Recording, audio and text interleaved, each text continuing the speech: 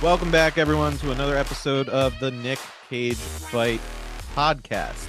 Welcome back to my fellow co-hosts. This is actually our second attempt to get through Primal. We are still suffering under the curse of being trapped in Primal and Paradise sort of simultaneously for an absurd amount of time. I'm curious how this is going to affect Groundhog Magic, because that's coming up that day. Yeah. I know am I've been cursed by a techno priest. I am one of your hosts, Josh, joined as always by Rich and Ryan. How are we today? Trapped in Primal, trapped on a boat. Trapped in primal dice. Yep. And I'm riding on a dolphin doing flips and shit, there you go. Dolphins splashing. Splishy splashing, getting everybody all wet. Getting everybody all wet. You're drinking a martini? I am, yeah. Hell yeah. That's what I was doing in the kitchen there a minute ago.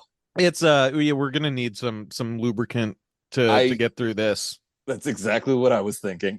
I've had like 450 milligrams of caffeine today, so drinking some murder lemonade. I'm not drinking any murder lemonade. Death lemonade? The fifth loco. Is that still for sale? I think so. I think so. They just crazy. put a warning on it. No, the craziest thing is that when they released that, they also released a like drink subscription plan that would let you get like 3 of those a day. Yeah. God damn. That's like 1,600 milligrams of caffeine daily. Okay. So we're here to talk about Primal, obviously a 2019 film that is rated R for reasons. Yeah. Clocking in at an oddly excruciating hour and 37 minutes. Usually if you're a loyal listener, that's our sweet spot. We like a tight 90. This could have been done in 20 minutes. About to say like 42 minutes. 15. Yeah. This should have been 15 minutes. This should have been half of a half-hour episode of TV. Like, this should have been some asshole describing an idea for a screenplay to me at a house party, and I can't get away for 15 minutes. This screenplay was fucking around since 1995. Which makes the most sense to me. Because like it does Congo feel and like shit, that. Yeah. like Congo and Anaconda, I get it. It does. It feels. It's got a little. It's got some Con Air stink on it too. It does.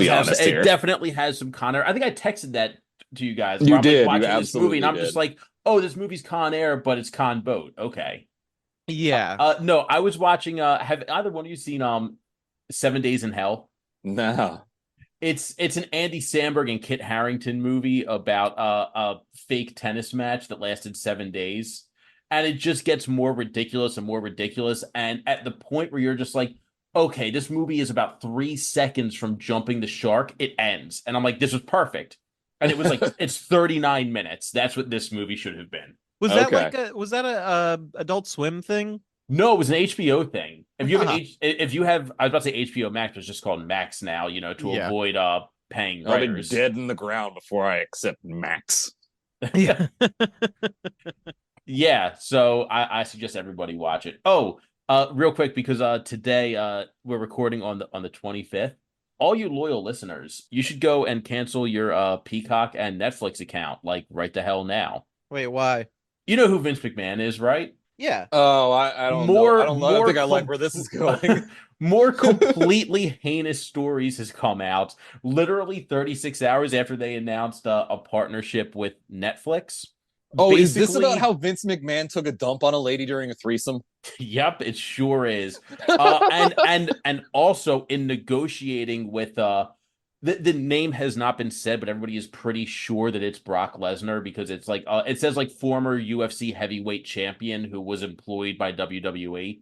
Did it mention that he looks like Krang from the Teenage Mutant Ninja Turtles? They did not mention that, but they did mention that he was sent nudes of this woman as the one that got dumped on? The one that got dumped on. Oh my god. He got sent nudes of her as a part of his contract. Like, wait, he put that on there as a rider? Like, I don't think he put it as a rider. Like, Vince McMahon was just like, hey, if you resign, I'll let you, like, this is so fucking vile. Like, also sexually assault this person. It's real, like, it does sound like about Vince McMahon, though. Oh, so that's where the fucking human trafficking thing. I just saw the headline. Yes. Okay. All right. Well, that clears It that up. is some vile shit. Like, I don't know, maybe like in Minecraft. In Minecraft, someone should assassinate him in Minecraft. Mm-hmm. Yeah, Definitely in Minecraft. definitely in Minecraft. And also maybe that company shouldn't exist in real Yeah. life. In real life. Coming from a big wrestling fan too. That's an indictment. Yeah. Oh no, Yeah, that most wrestling fans I've ever talked to have been like, no, fuck that entire organization. That's fair. yeah, I mean they literally blackballed Jesse Ventura for trying to start a union in the 80s. Okay. Well, there you go. That's I just want to avoid talking about Primal. I will talk about anything else, including heinous crimes.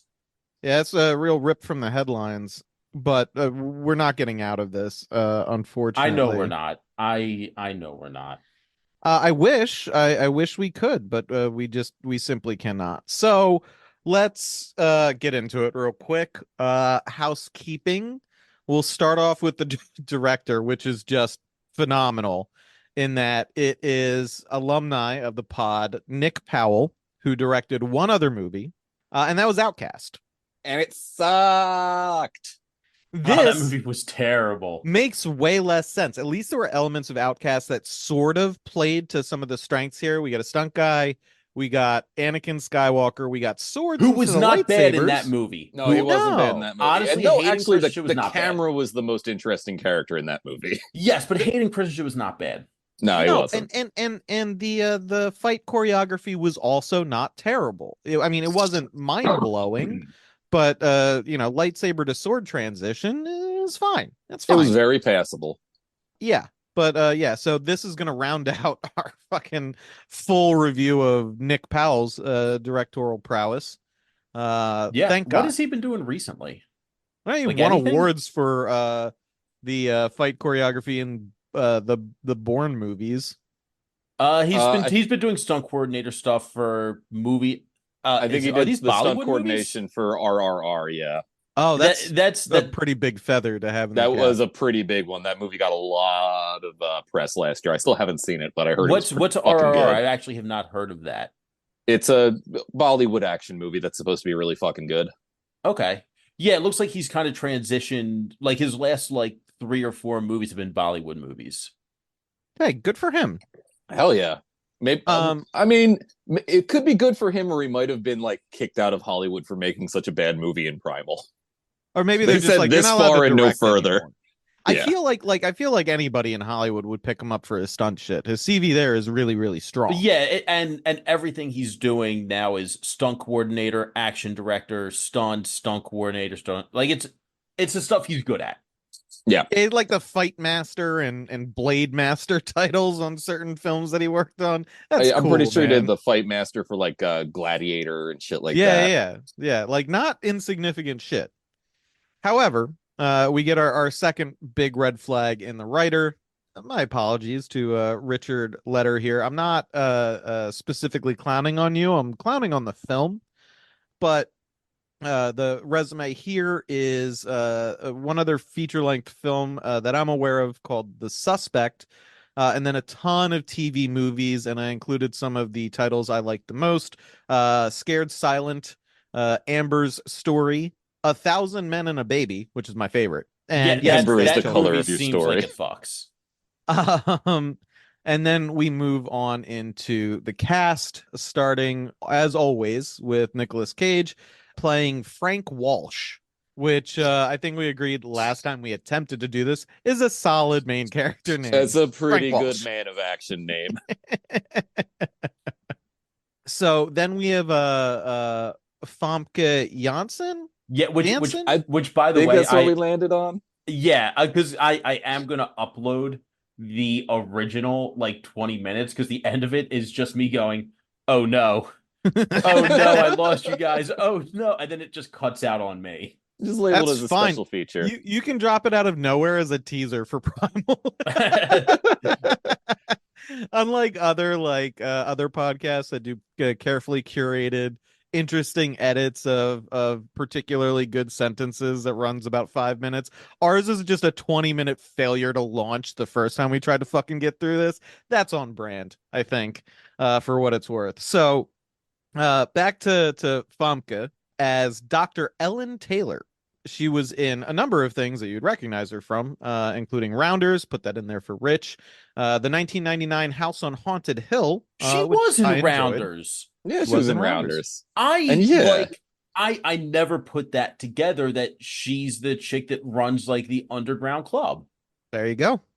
Wow, I'm That's not why smart. I do what I do, Rich. That's why I take pleasure in this job, is throwing in gambling movies for you when we come across them in housekeeping. Yeah, Um, thank she's you. also in the X-Men movies as Jean Grey, the early ones with Hugh Jackman. And she was also in the Taken movies. She's the wife in the Taken films. Wasn't she Taken and Taken too? She was Taken in Taken too.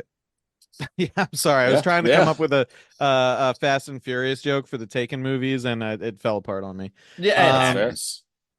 So, but yeah, unfortunately, Famke, I think went to Mickey Rourke's plastic surgeon because they did something and froze up her facial muscles in a way that is glaringly apparent in this film, and just made me a little sad.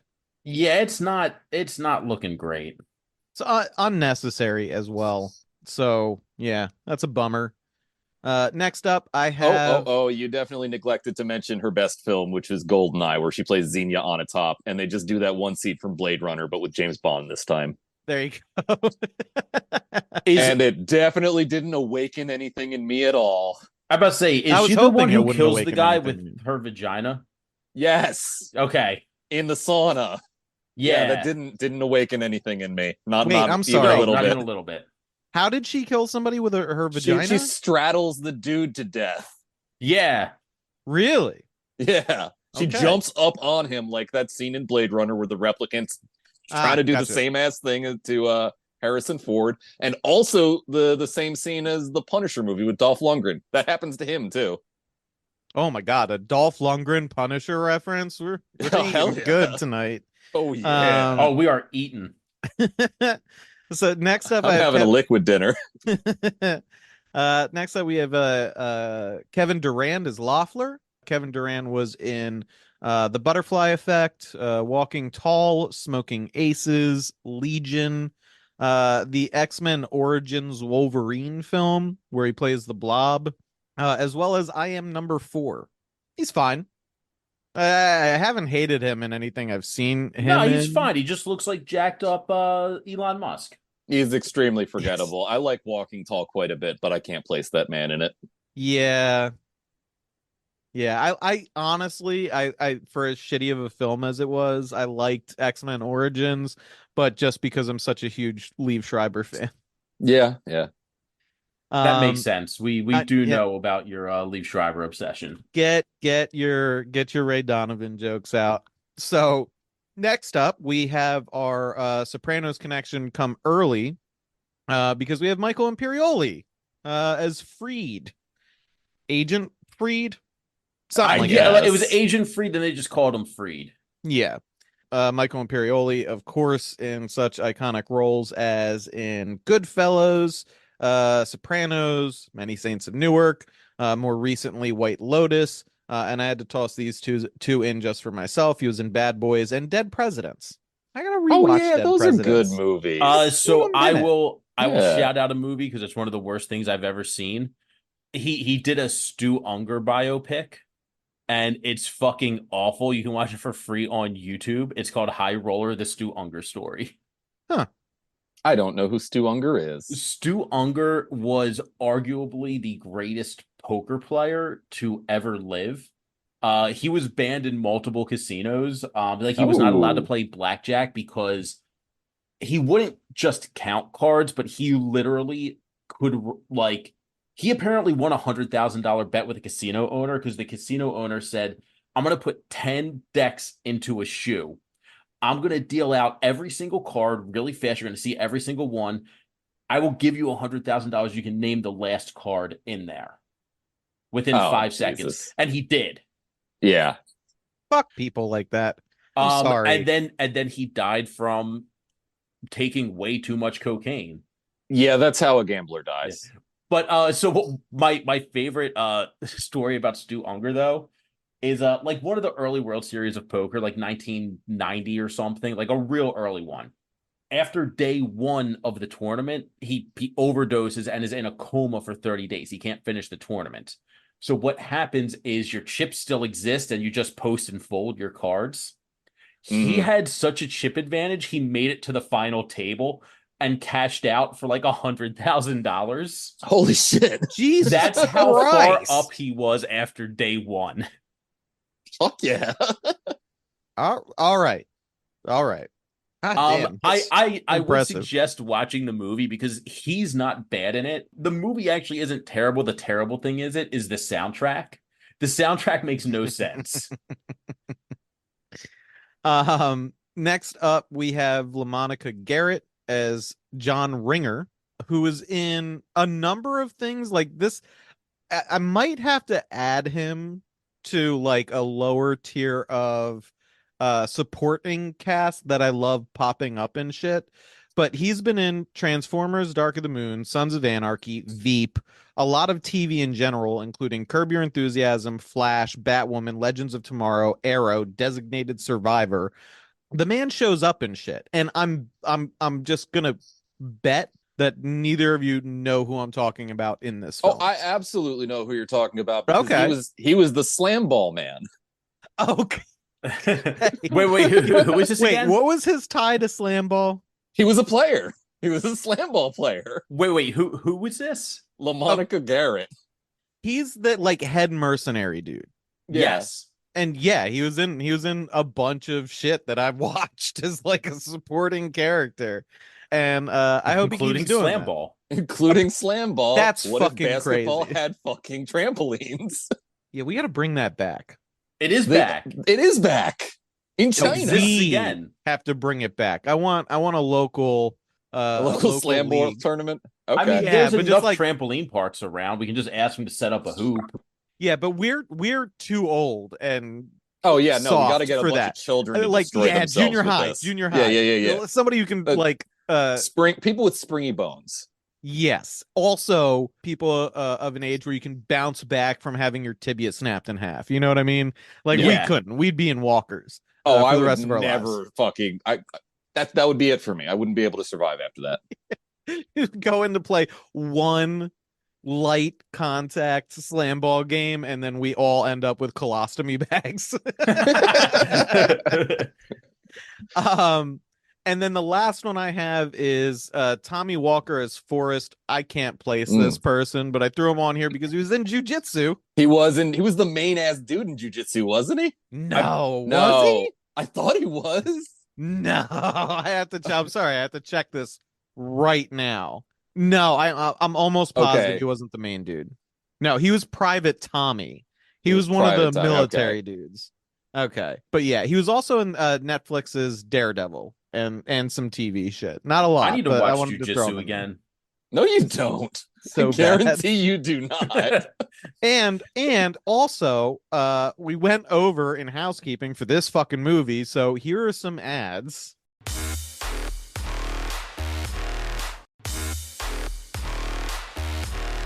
Look, okay, it's tradition that we go over in the housekeeping. That's I what hope we it was do a at this slam point. ball advertisement. Oh, that would be dope.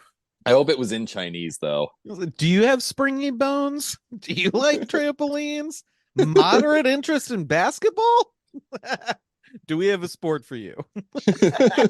Yeah, I have all those things. You don't have springy bones. I don't have springy bones. Brittle.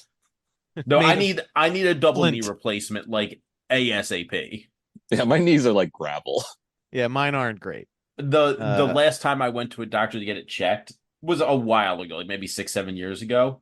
Did he ask you where you got all that aquarium gravel from? No, but he did ask, like, are you in excruciating pain? I'm like, no, my knees pop and like sometimes it sucks, but like I'm not in excruciating pain. And he's like, you have no cartilage in your right knee anymore. You should be like addicted to painkillers at this point, and I'm like, no. Holy shit. They're like, no, not the hard stuff. No. No, dude, I'm so bad at answering doctors' questions because I'm sure you guys can relate. Our generation, there was a period of time for our younger listeners where you turned 18 and it was 10 years before you could afford your own health care, like after you were off your parents' shit. Barack Obama changed that, but it was a couple of years for me, and I never figured out how to properly take advantage of it.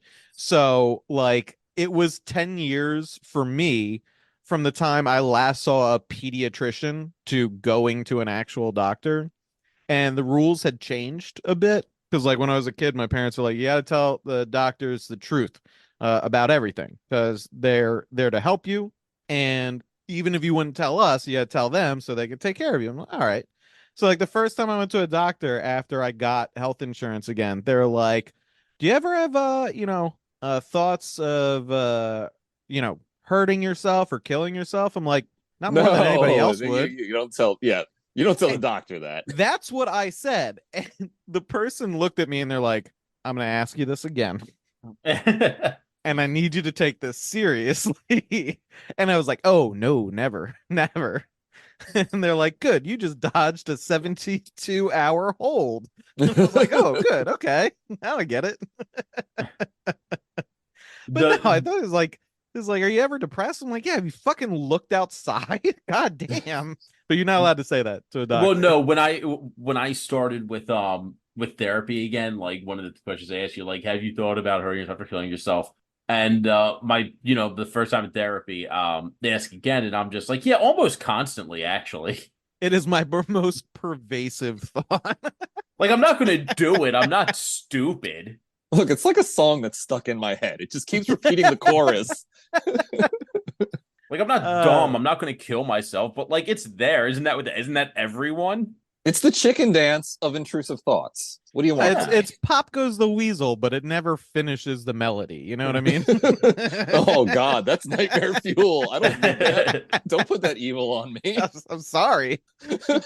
Got too real there real quick. That's okay. Here's something that's going to be more. Here's something that's going to be worse. I got to get into the plot of Primal. Oh yeah, that is much worse actually.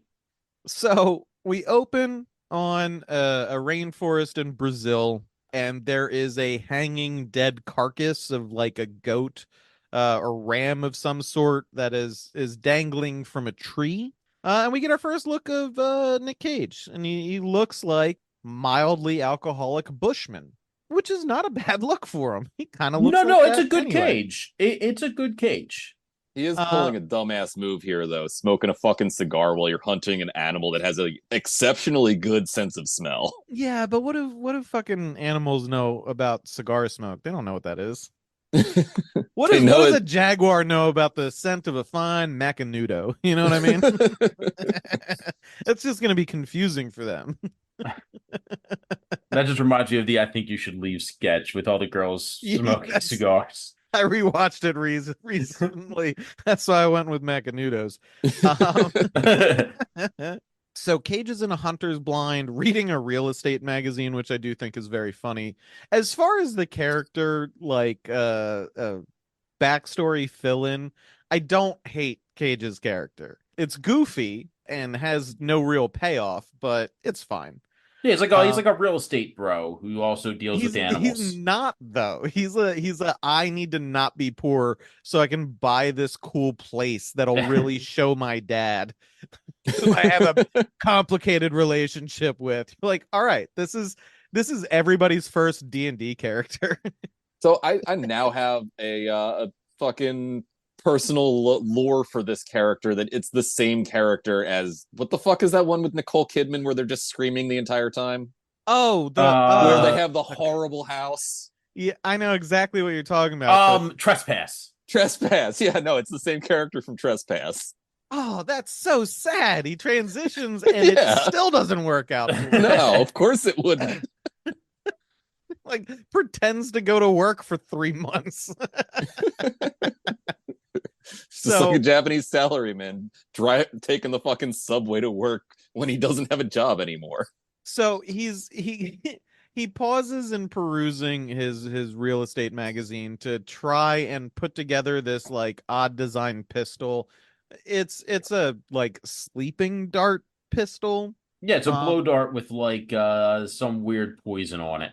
Well, that gets developed later in the story too. But at first it just looks like a weird looking pistol. And so he's putting it together and he's distracted by it. And so he misses entirely when this white Jaguar that is bad CGI tears off part of this goat bait. I love the bad CGI in this movie though. Like it's so bad, it's like it does kind of circle back around to it loops back around to be good. Yeah. Kind of. So the blind also is apparently of shoddy construction because it breaks a bit.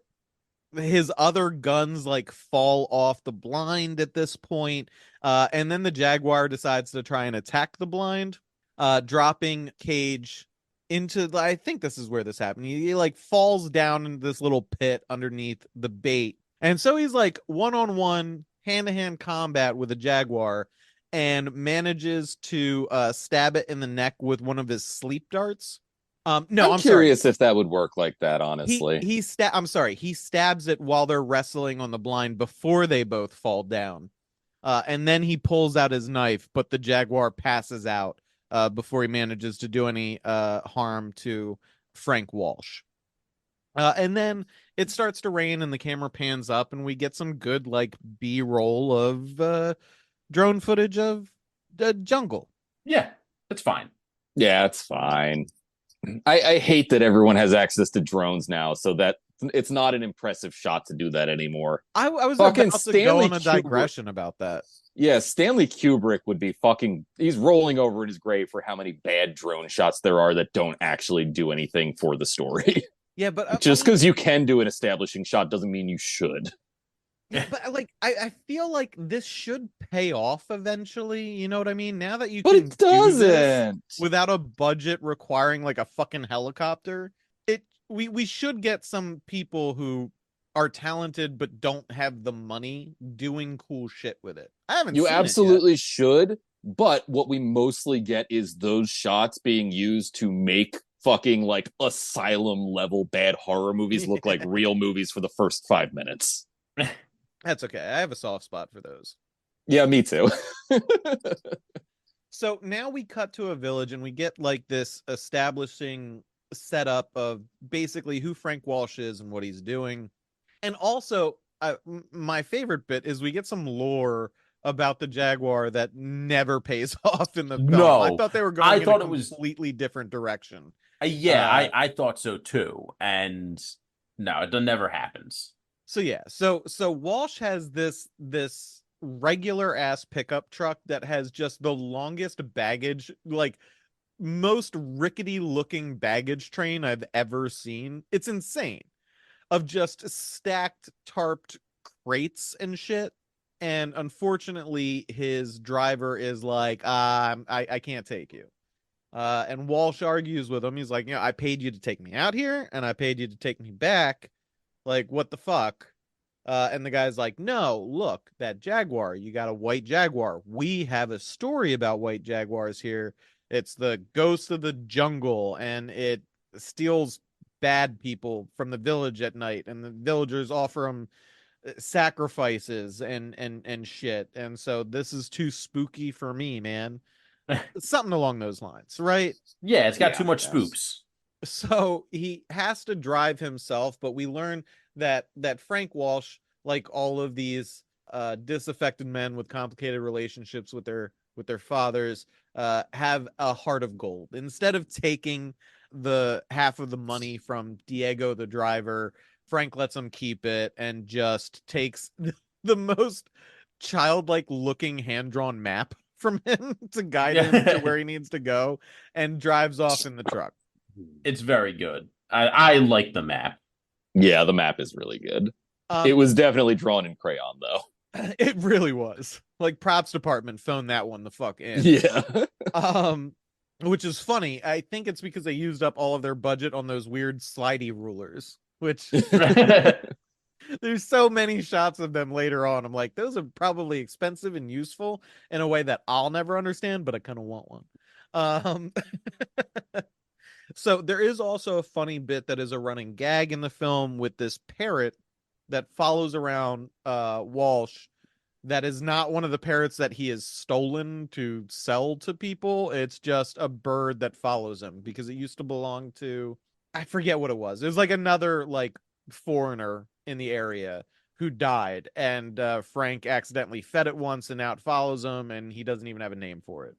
So Frank drives through the jungle, where we cut to the dock of a cargo ship that's being worked on. And there's a particular scene in which there's like workers like welding a steel cage somewhere in the hold of the ship. And I thought, and I think the point was, oh shit, they know like this is the boat Frank's getting on, and they know he's got like a scary animal, so they're making a cage for it, right? Spoiler alert, that's not what the cage is for. No. So Frank shows up and is overseeing the cages being loaded, and also arguing with the captain, because the captain has to make a stop in Puerto Rico, which is going to throw off Frank's schedule of wherever he has to get to sell these animals. Yeah, yeah. And then this is where the story gets complicated in a way that is so unnecessary. You could have just 100%. made the Jaguar the antagonist. Yeah, you could have. It was already set up several directions with this film. Yeah, but I don't think they had the CG budget for it. You had to be sparing with the Jaguar. Well, then you just make it like a weird, like Silent Hill survival horror, where you just you run across the grisly aftermath. Fucking Caro syrup is still cheap, as far as I'm aware. You know what I mean? Yeah, you just have like single shots where you see the tail whip across a corner, shit like that. Yeah, and you can do that practical effect too. You know? Yeah, yeah. You just get yourself a furry cattail. Yeah, yeah. No, they look really realistic these days. Yeah, I feel like Netflix gave them a budget and they said you have to use all of it, and they blew like 70% of it on just getting Michael Imperioli. Oh, you think he was more expensive than Cage? Yes, absolutely. Okay, yeah, me too, actually. Okay, so we get and I do love how they do this, because it's such a trope at this point. It's very easy to do, to the point that this isn't even the first time, second time, or third time we've seen this in just the films that we've covered for this podcast. A bunch of like a black van rolls up, and you get nondescript tactical guys pouring out of it, and you're like, okay, this is like US Black Ops shit, right? Yeah. Which is, it becomes immediately apparent. We get Imperioli and Famke, and then we get more fucking, blacked out SUVs that roll up, and they pull a heavily manacled guy out of one of the vehicles. This is their prisoner, Loeffler, who immediately starts cracking jokes. Like, I think it's supposed to be like a crass Hannibal Lecter style bit that he's doing. I'm not positive, to be perfectly honest. It's Metal Gear Solid villain is what he's doing. He's Revolver Ocelot. Okay, like, yeah. It's not terrible, but it is not good. You know what I mean? None of his barbs actually like gain purchase or anything like that, or are overly clever or anything. Yeah, like he makes a joke about playing shuffleboard with Walsh. He makes a joke about meeting Famke in the lounge for drinks or whatever, like acting like he's going on a cruise instead of like a shitty cargo ship. So he gets loaded on board, and this is actually the whole reason that Cage was being welded in one of the lower decks. So I don't even know if they were trying to do some sort of metaphor there with like the dangerous animal bit with the white jaguar. That's absolutely what they were trying to do. I see. I was going the other way, which is like they weren't trying to, but they did it and then did it poorly. I feel like it might have been an accident. No, this reeks of screenwriting 101 shit, where it's like you Who's have the real animal. Who is the real animal? What is the most dangerous game? It was man all along.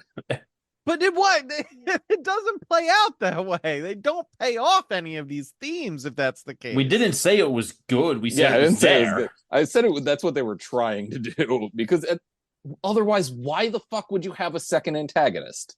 I don't know. I don't know. I don't know that they knew. You have so many antagonists in this movie. Like you have the animals themselves, you have the Elon Musk looking motherfucker, and then a secret third antagonist that comes around later. There's four. There's the angry mercenary, and then there's the secret fourth antagonist. There is the angry mercenary. Yeah. Forgot about him. Completely unnecessary. Like it reeks of the screenwriter thinking that Primal is not referring to the big cat, but to everyone else on the boat. That's not even that. It's not done in any way that ties any of that together. Nah. But also, even if you're going to like lean into an overdone metaphor trope for a film, how do you do it? Like, usually you would do that poorly by working backwards from your conclusion in a ham-fisted way, not a bunch of setup and no payoff. Yeah. I don't even know how you pull that, how you manage that.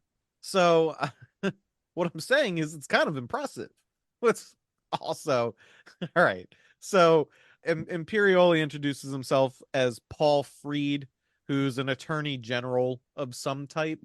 Like, that also doesn't make a whole lot of sense. I don't know a lot about how things work, but there's like state attorney generals, and then isn't there like one federal attorney general? I don't know, except for I know it's attorneys general. That's the only thing I know. That's how you refer to a group of them, but there's state ones, and I thought there was one federal one. But he's clearly working for the federal government, and the federal attorney general, I feel like, would be a bigger deal. It's not like, I don't think that's what they were going for, but I don't know. I have no idea. Doesn't matter. Who cares? Yeah. So Loeffler is just accused of a number of murders. It's kept very vague at this point in the film. But we also, one of the things I like the most is how shoehorned Dr. Taylor is into this whole thing. Why is there this military doctor on this boat? Oh, well, I'm glad you asked. It's super simple. See, Loeffler has a weird seizure disorder where changes in altitude can trigger a literal life-ending seizure. And this is important to remember when we get to the rest of everything that happens in this film. And it was very weird, too, that ads would also trigger his seizures. That is really bizarre. It happens to me too. Shit. Someone shove a pipe in his mouth. You get a wooden spoon, stick it under my tongue so I don't swallow it. I don't think you're even supposed to do that anymore. But You're also, not. We completely ruined the lead-in to probably the best ad that we would have ever had if I didn't start fucking laughing. We just got Ryan making weird seizure noises. I mean, we can cut that out. I can cut that out. Well, I started laughing like as soon as he does it because it was a good bit, and I have a knee-jerk reaction to those. So anyway, here's some fucking ads. Real quick before we come back, and you guys can come back without me. I have to use the bathroom terribly. Run. Okay. Run, but don't get the runs.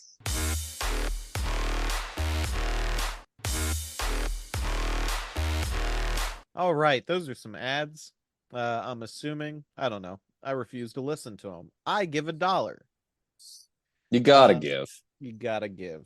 So I do also like, by the way, that the writers are like, how do we explain, like, we got Famke. How do we explain her character being here?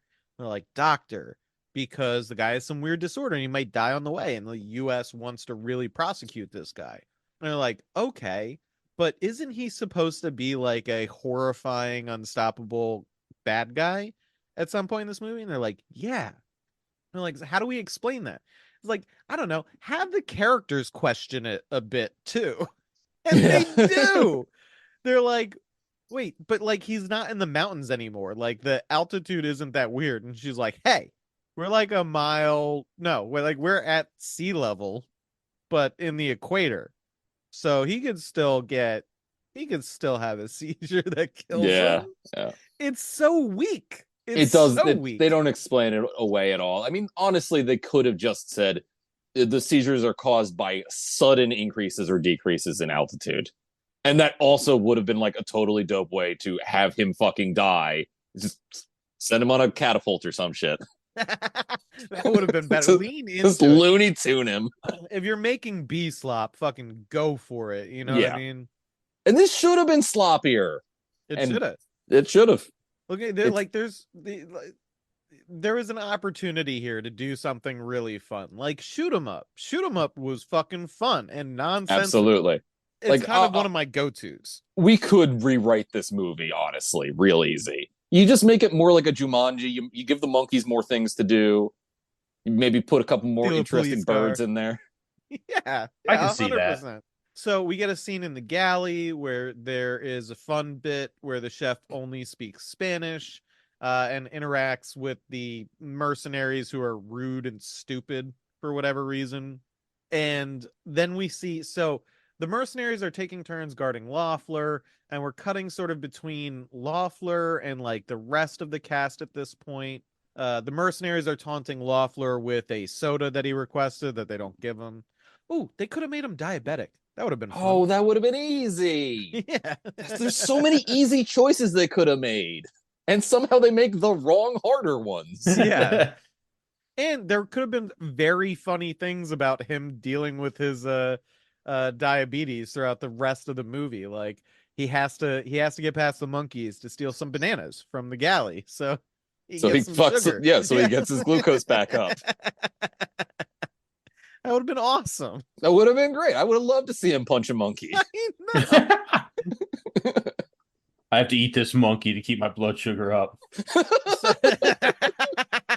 No, Furious George. So so Frank talks to Dr. Taylor while they're eating and asks about the prisoner, and basically we get some background on Loeffler. He was the primary assassin for some militant group in Peru. Freed in turn asks about the Jaguar, which Frank is happy to tell him about. Dr. Taylor is upset by this because Frank's like, oh yeah, I'm gonna sell him to the fucking highest bidder. White Jaguars, super rare. I'm gonna make a bunch of money off of this. They do ask, like, why are you transporting this insanely dangerous man on a boat instead of something, not a boat. Yeah, anything else. And they're like, oh yeah, because of his seizure, there's a potential aneurysm because he's sensitive to altitude changes. And this is where we get what we were talking about, where they're like, well, we're on a fucking boat. The altitude is not going to change suddenly. And they're like, it still could. It's amazing. I don't know why the writing chose to address like a weak story point, but not reinforce why it wasn't weak in the first place. So Frank goes back and feeds his batch of animals. There's like a cabin boy. He's like the son of the owner of the boat. He's not like the captain, but not the driver. I'm not really sure what that one guy's. They were kind of unclear. Like he was just kind of there. He was just kind of there so they could have like a kid to like, I guess, raise the stakes of the movie because nobody else was kind of likable. Yeah. I don't think that kid was very likable either. No, he wasn't, but like nobody wants to see a kid die. Like the whole movie, I'm just like, yo, can we please just shoot Jean Grey? Can we get her out of here? So Frank gives some Ranger Rick style animal facts while he's feeding his menagerie here. The loose parrot, by the way, that's not one of Frank's captured animals, has made it onto the boat as well. And this is where we get, oh, that's right. It was an Aussie that owned the parrot and then died, and then Frank ended up feeding it, and then that was it.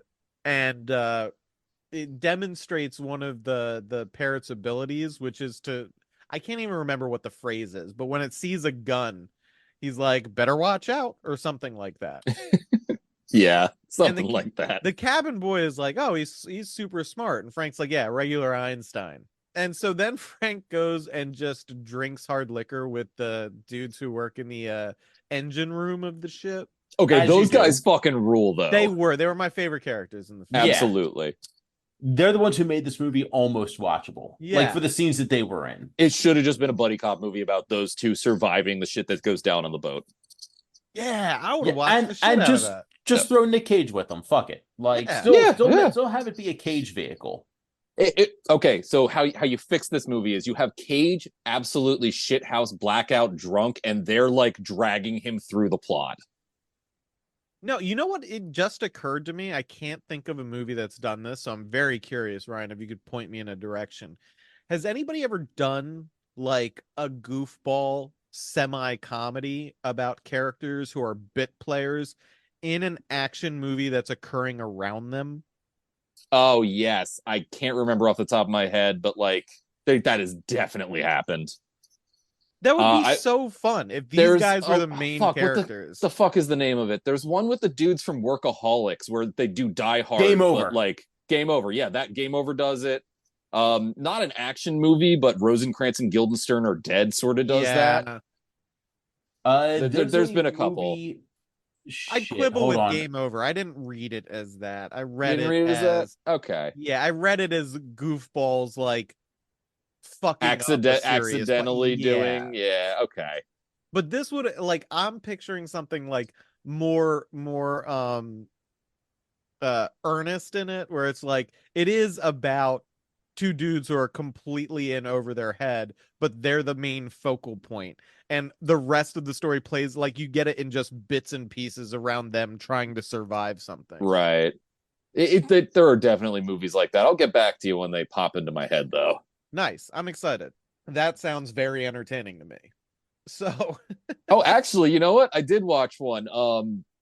The original adaptation of Casino Royale, the James Bond movie, is about a bunch of dudes who get the code name James Bond that are not good at being James Bond, and the plot just happens around them. One of them is Woody Allen.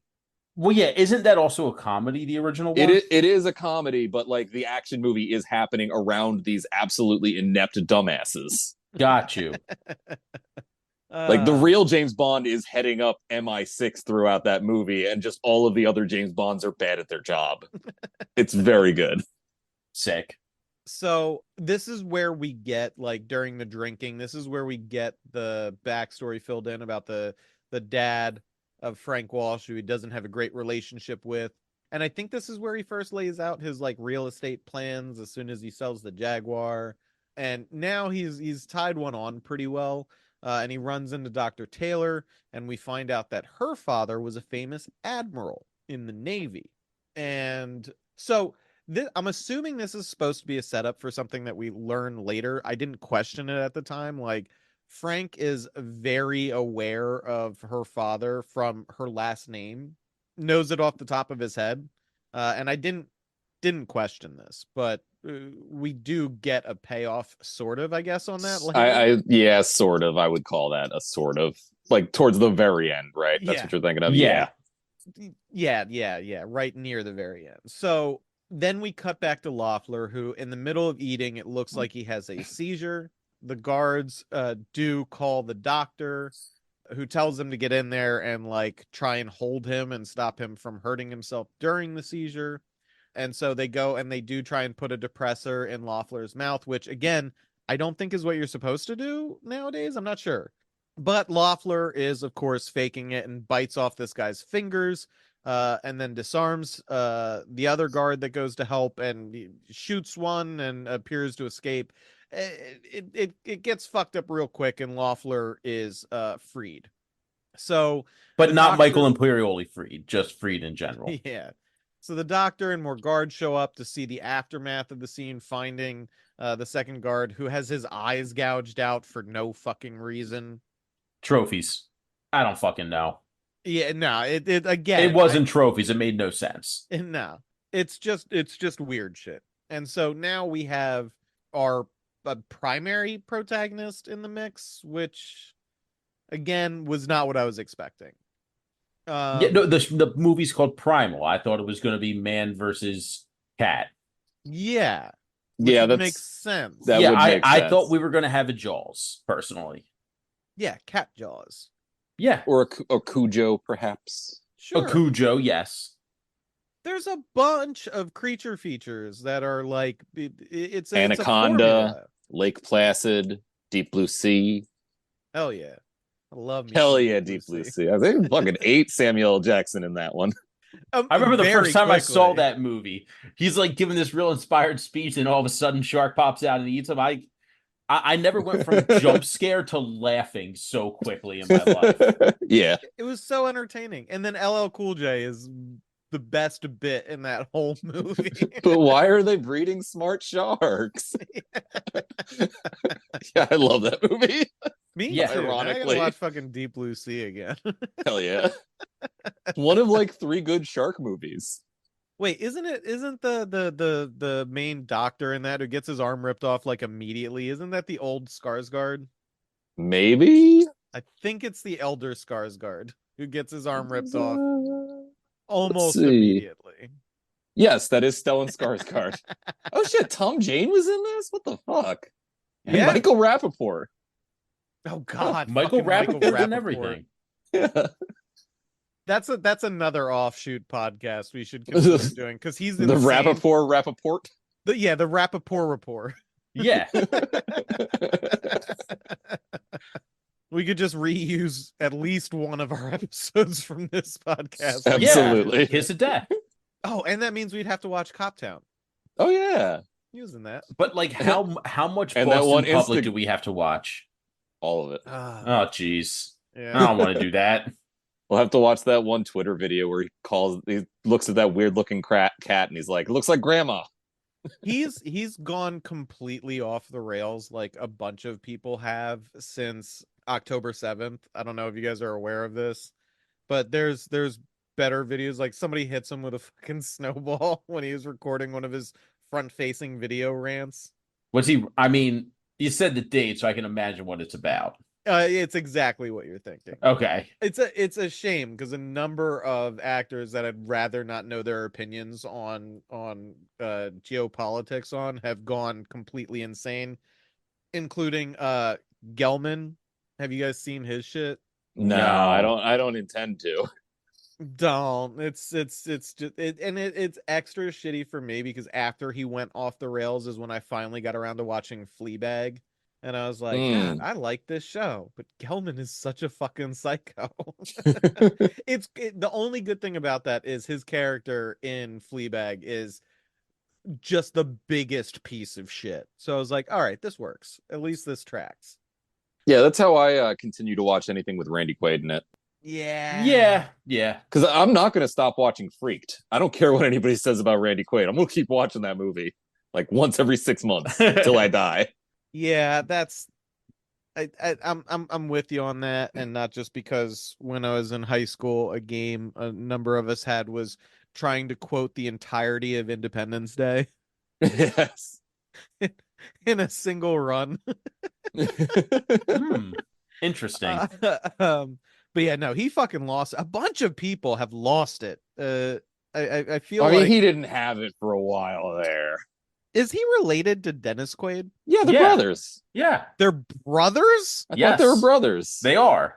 Okay, I mean, cool. I'll Wikipedia. I have Wikipedia up, so I would have I would have pegged Dennis Quaid as like his brothers. nephew, maybe? Not brothers. Oh, buddy. Well, here, Dennis Quaid, born in 1954. Randy Quaid. So Randy Quaid's actually the older brother. He's the older 4 years brother, older. Yeah.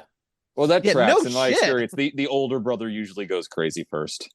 They look very different. Yeah, the ravages of time have not been kind to Randy Quaid. Yeah, no, Dennis Quaid looks like the Kirkland brand Harrison Ford, in my As opinion. far as I know, Dennis Quaid never disappeared into the wilderness of Canada to not pay taxes. So I think that might have something to do with it. Yeah, that probably helps. Well, harms. Well, yeah, not harms disappearing Randy. helps. Yeah. We're on the same page. We're on the Yeah. same page. Also, I think we're at a good cliffhanger. Yeah, agreed. I was honestly just killing time because I was like, I don't want to go on to the next scene because this is a good cliffhanger. And join us next time when we talk more about geopolitics and whether or not a two-state solution will work. Or really, I do just want to kind of keep going down the road of celebrities that have lost their minds. Oh, there's a lot of them. I Yeah, Oh know. man. Like Roseanne really lost it. Yeah, she lost it. I Uh, watched that special, and I don't think there was an actual joke in it. no, well, I mean, that's the whole thing about conservative comedy and why it doesn't work really well because they're too angry to get a punchline out. So they just end up ranting and railing about shit, which is a bummer. Yeah, about how the woke media tried to cancel him or something. Yep. I don't know. Yeah. I just like how they More. had a show called Roseanne and then took Roseanne out of it, and that was very Yeah. funny. Yeah, they're like, dude, we can't This fucking do is this. this show is called John Goodman now. Hey man, if there was a show just called John Goodman, you know I'd be tuning in every week. Every goddamn week. Oh, the I man love is that guy. charming, and He he's is. great in almost everything I've ever seen him in. I love the Righteous Gemstones. It's so good. Righteous Gemstones is fantastic. I loved his character in Red State, which is Oh, Red Yeah, State's no, we so have talked fucking about good. Red State before. Yes. Absolutely. of course the Big Lebowski, which I know fucking people like it's gotten I guess uncool to think that the Big Lebowski is a fantastic movie. I can never keep up with people's fucking discourse on shit. I don't Anybody give a who shit about it. it's not a fantastic movie, I assume are lying or stupid. Yeah, I Yeah. agree with you. Or they I, just don't have the cultural context of like old detective movies to understand why it's incredibly fucking funny. you Or don't eat. or there are people that like they don't watch It's Always Sunny because like Charlie said the N-word in the first episode. It's like, no, you're supposed to hate them. Yeah. You're not supposed to like them. I will say this. I did not realize like because I've watched Always Sunny for years and years and years. And when I was getting my tattoo this last weekend, like the place I go to, they just have like a TV set up with like every streaming service, and they're like put on whatever you want, which is fantastic when you're getting tattooed for several hours at a time. And so I was like, I didn't have anything I was watching. I was like, ah, fuck it, let's just throw on some Always Sunny. And then I got there and I was like season 1, episode 1, and I was like, let's go to some later seasons. And Yeah, so I smart. did. Yeah. I went all the way to like a season 5, and while it's going on, I'm like, oh shit, that's right. They say a lot of shit. That's just like I hope people are media literate and know that these are the bad people. No, Yeah. you would be absolutely shocked at the fucking like brain-wormed like fucking people who are like so libbed up that like they can't watch Blazing Saddles. Oh I my god, rewatched that Blazing fucking Saddles that last blows week. my fucking mind because it's just like you're not even engaging with the text at that point. I had an ex who refused to watch Blazing Saddles because she was just like, they're saying the N-word too much, and that makes me uncomfortable. I'm like, you are so fucking stupid. You're Yeah. so dumb. That movie is still fucking hilarious. It is. I watched No, it like, last week. It's there's great. a reason why everyone's dad loves that movie. My It's dad because loves it's that fucking movie. funny. It's like Blazing Saddles and Airplane are the two dad movies. Yeah, we had Oh. we had an online conversation about this We did, yeah. because I just love it because Kareem Abdul-Jabbar is in it, and I Yes. love me some Kareem. I saw in the wild the other day one of my favorite things, specifically in regards to Airplane. I can't remember what the original post was talking about, but they reference Airplane, and then a young person who wasn't familiar with the movie comes in with, what's Airplane? And the original poster goes, it's a big metal vehicle that we fly in, but that's not the point right now.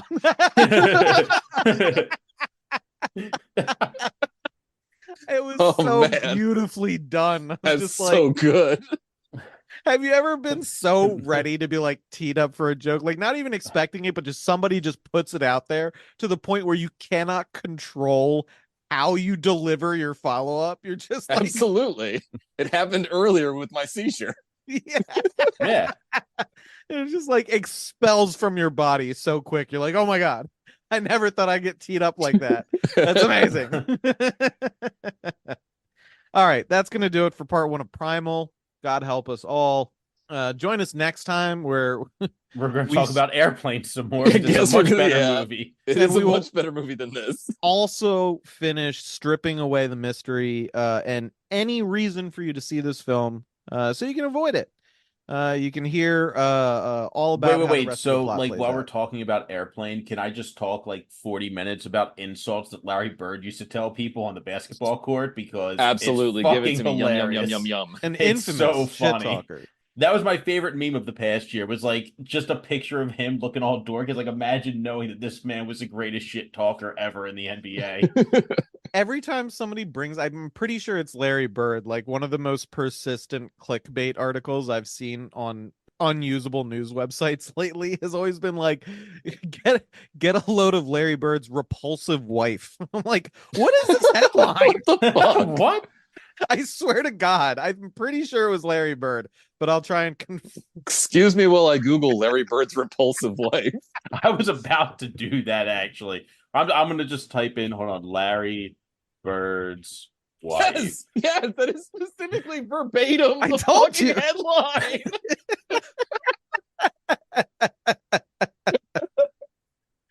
Somebody made a T-shirt about it. It just says "Meet Larry Bird's repulsive wife." Okay, hold That's on. so fucked up. I've never Christ. followed through on it. I've never checked out what it was about. I'm just like, Jesus, clickbait is really, really going for the throat these days. Um, now that I've completely broken the brains of my co-hosts, let me finish our sign off here. Join us next time for the second part of Primal. If the wait is just too much for you to handle, you can find us on social media. We're still on Twitter for as long as that's going to last at cagefight_pod. We have a Patreon where you can give us $1 and get rid of those pesky ads that we don't like that are so bad that they make Ryan seize. Please think of the Ryans. Rich, what's that link? Patreon.com/Larry Bird. That's not it. That's Patreon.com/Nick Cage Fight. There For you go. $1 a month, you can listen to all these episodes for free. And I got Larry Bird on the brain. I'm so sorry. That's okay. Go back to it. That's fine. We're all Yeah, good. yeah. No. I'm watching just clips of Larry Bird just eviscerate people right now. $1 a month gets you every single episode without ads. More money gets you more things. Okay, listen, I'm gonna be honest. We've been slacking. I'm gonna blame myself because my life has been in utter turmoil for the last 3 months. But I promise you, in like a week, I'm gonna have my own place. We're gonna record some content. I'm thinking about doing a weekly series that's like one episode, 20 minutes long, where I just show Josh a new wrestling move that is utterly devastating and just get his reaction. Oh, I need in on this. You got to get I me like in on that. this. Oh yeah, no. I'm going to, because I just remember the wrestler episode where I was just like, okay, Josh, Google burning hammer. You're just like, what the fuck is going on? Yo, fucking Optimus Prime hits a burning hammer in the most recent issue of Transformers. Sick. I love that. Yes, it fucking rules. I'm prepared fucking for love my that. education. And I think in the spirit of that idea, Rich, our next Patreon content should be the celebrity deathmatch episodes. Yeah, Absolutely. 100%. Yes. All right. Okay. I can't so fucking there's- wait for those. There's the plot for the people who got some money that they want to throw our way. Yeah, we'll see you next time. Thank you, as always, for tuning in. And please remember, dear listeners, we appreciate you.